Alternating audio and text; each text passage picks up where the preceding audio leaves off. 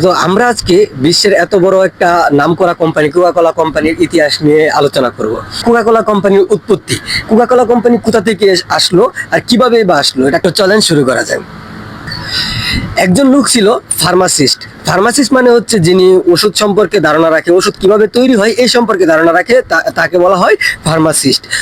হঠাৎ করে আমেরিকাতে একটা যুদ্ধ লাগে, সেই যুদ্ধের নাম হয় ব্যাটেল অফ কলম্বাস।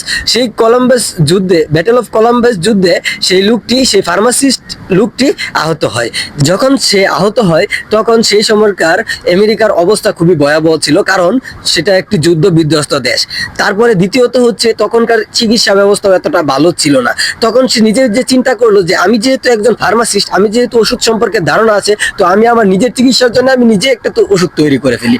তখন সে ওষুধ তৈরি করার জন্য বিভিন্ন ধরনের উপকরণ নিয়ে একটা ওষুধ তৈরি করলো। সেই উপকরণগুলোর মধ্যে মরফিন ছিল। মরফিন একটা ড্রাগস। তো মরফিন দেওয়াতে সে ওষুধটা সে নিয়মিত খেলো এবং একটা সময় সেই অসুস্থতা থেকে মুক্তি পেল। কিন্তু দেখা গেল আরেকটা বিপত্তি, সে অসুস্থতা থেকে মুক্তি পেয়েছে ঠিক আছে, কিন্তু ড্রাগস নেওয়ার কারণে সে ড্রাগসে অ্যাডিক্টেড হয়ে গেল।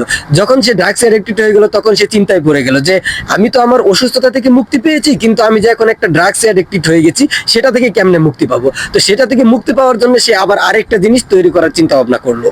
তখন সে এক ধরনের কোকো পাতা আছে, আমেরিকায় এক ধরনের গাছ পাওয়া যায় কোকো পাতা নামে। সেই কোকো পাতার রস আর সাথে কিছু উপাদান মিক্স করে, কোকো পাতার রস আর সাথে কিছু উপাদান মিক্স করে সে একটা ড্রিঙ্কস খাবার তৈরি করলো। যে খাবারটা সে খেয়ে দেখলো, হ্যাঁ খুব ভালো লাগে। সেই খাবারটা সে ভাবলো যে এই খাবারটা খেয়ে আমার মনে হলো যে আমি যদি এটা রেগুলার খাই তাহলে আমার ওই ড্রাগসের এডিকশনটা কেটে যাবে। তো সেই হারে সে খেতে থাকলো। একটা সময় সে ড্রাগসের এডিকশন থেকে মুক্তি পেল।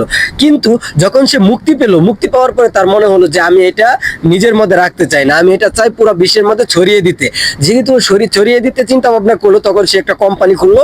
সেই কোম্পানির নামই হলো কোকাকোলা। আর সেই ড্রিঙ্কসটাই এখন কোকাকোলা। পুরো